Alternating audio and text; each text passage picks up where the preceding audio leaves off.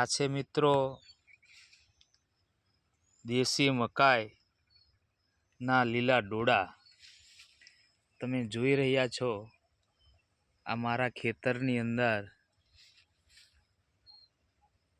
જે મકાઈનો પાક ઊભો છે એ દેશી મકાઈ અત્યારે તૈયાર થઈ ગઈ છે।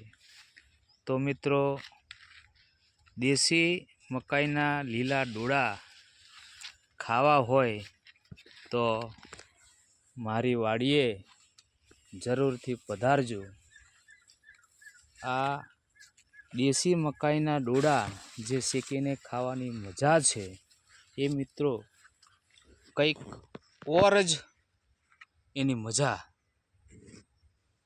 ચૂલામાં કોલસામાં મૂકી અને દેશી ડોડા આપણે ખાઈએ તો એની કંઈક મજા જ ઓર હોય છે।